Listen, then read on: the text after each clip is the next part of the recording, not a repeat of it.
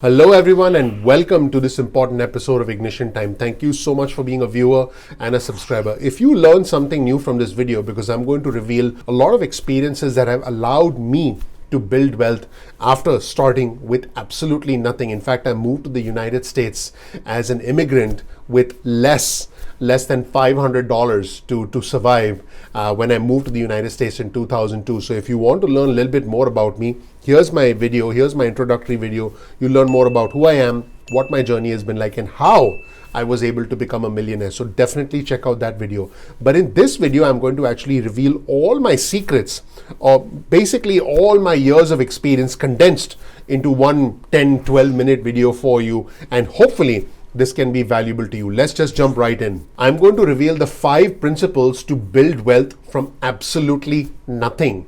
I want you to build wealth and I want to share the secrets with you. Folks, this video is not about which stock you should buy, how you can essentially double your money in 6 months, because that's not the way I do business. The way I do things is I present you with valuable foundational concepts, and I encourage you to essentially achieve your own American dream, and I know you can do it. Let's just jump right in. 5 principles to build wealth when you're starting from absolutely nothing. The first principle: every dollar is a soldier. Yes, I want you to think about that for a second.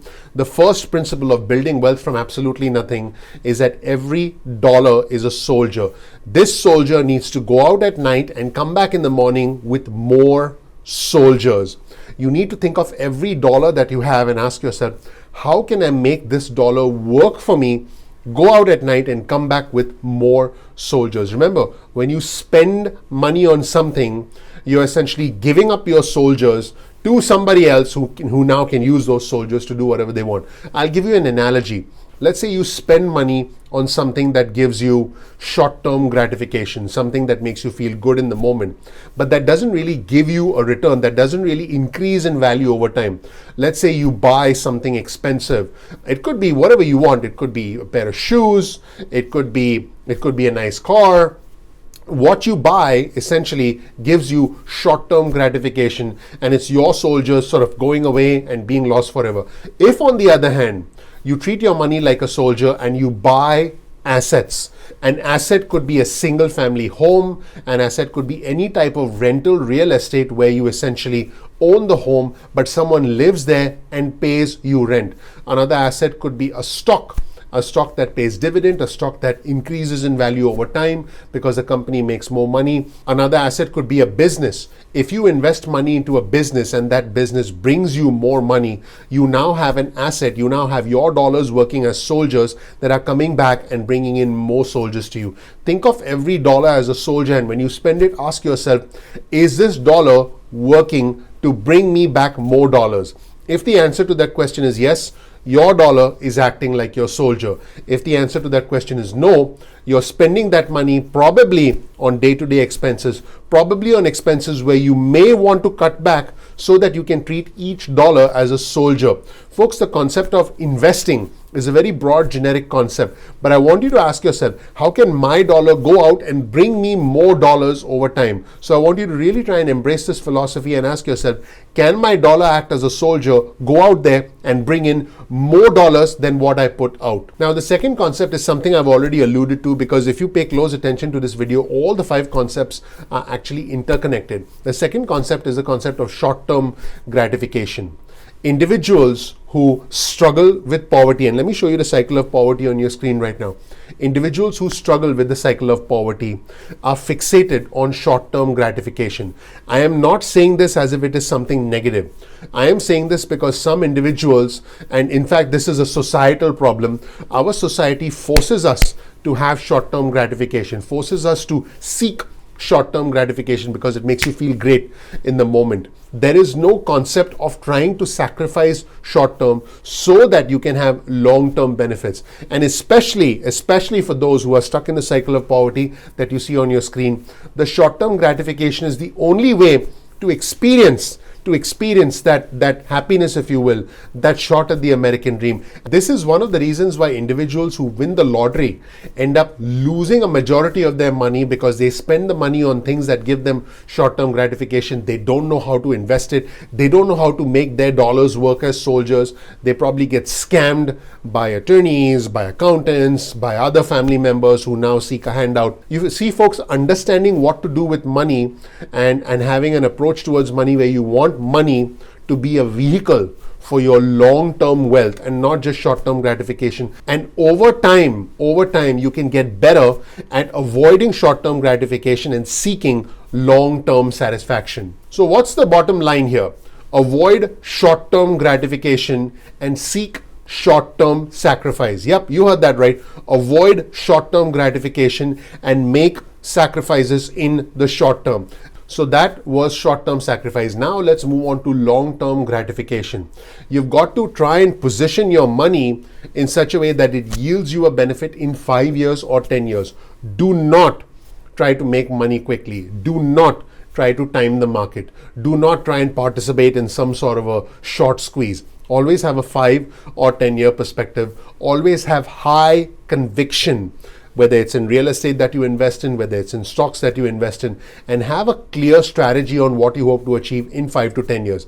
If you're going to try and ride the market, I promise you the market will get the better of you. In the short term, the stock market is a very emotional, seesawing kind of entity. It is like a voting machine. Things can happen very quickly and things can change quickly. But in the long term, the stock market tends to be a weighing machine. The strongest, the biggest, the most cash flowing companies tend to win and tend to increase in value over time. They tend to pay dividends and they tend to provide all sorts of other benefits to their shareholders. So try and have a 5 or 10 year perspective in the stock market. And also, if you're in real estate, you want to be in it for at least 10 years or more, so you can take advantage of all the depreciation that you can get, and you can start paying off the mortgage with tomorrow's dollars, which are fundamentally weaker dollars. This is another important concept. Remember, today's dollar is much more important than tomorrow's dollar. So let's say you have a mortgage of $800 a month. This is just an example. And if you have a 30-year fixed mortgage, because inflation is right around 2% a year, the value of your dollars declines in half every 17 years. What does that mean? That means that if you had $800 and you went and bought something today, 17 years from today, you would need $1,600 to be able to buy what you can buy today for $800, because the dollar loses value over time. In short, today's dollars are much stronger than tomorrow's dollars. So you want to invest today's dollars to try and bring you back significantly more of tomorrow's dollars, because if you leave your money in your bank account, it's going to lose value over time, which is why I believe 30-year mortgages make a lot of sense, and you actually want to pay off the loan as slowly as possible, because if you're spending $800 on a mortgage today, even if you spend the same $800 17 years from today, you'll probably pay a little more because property taxes will go up, insurance will go up. But the same $800 17 years from today is worth significantly less. In other words, you get a mortgage and you're paying off the mortgage with tomorrow's dollars. This is why it's important to approach money very strategically and have a short-term aspect to it, which is aggressively investing, and have a long-term aspect to it, which is using leverage intelligently and paying off your debt with tomorrow's dollars. The third concept of wealth building for me is tax-advantaged investments.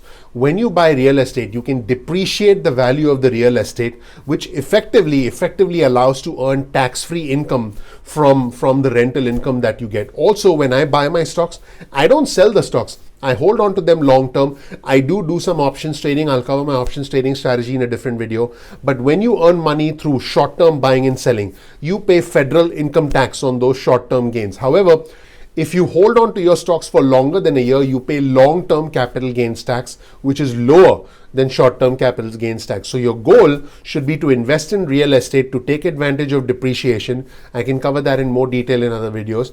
And when you buy stocks, hold on to them for longer than a year, so you pay long-term capital gains tax. If you do sell, which I don't encourage selling unless something changes dramatically with the company, and maybe the management changed, or maybe there's some information has come to light that makes you lose faith in the company. If the actual information, if the actual entire story around the company changes, that is when you want to sell the company. But you want to be aware of tax advantaged investments. In other words, if you sell options and collect dividends, you'll pay short-term capital gains tax, but you want to hold on to the stock so that you don't trigger short-term capital gains tax if you buy a stock for, let's say, $30 in January and sell it off for $50 in March. You want to try and avoid that if you can, because you'll end up paying more tax. And finally, and I believe this is the most important point, connections.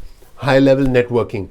You will only become wealthy if you associate yourself, if you network with individuals who make more money than you, who know more than you, and if you learn from them, whether it's essentially following my channel here on YouTube, or reading books on Amazon, or listening to an audiobook. I listen to a lot of audiobooks, or essentially being a part of coaching or mentorship groups. You need to network with high net worth individuals, with individuals who are doing much better than you, because you only get stronger when you play with someone who's playing a higher level game than you. So that was it, everyone. 5 principles on building wealth from nothing. Let me know what you think in the comment section below. I really appreciate you watching. I hope you learned something new. If you did, please click the like button, please subscribe, please enable notifications.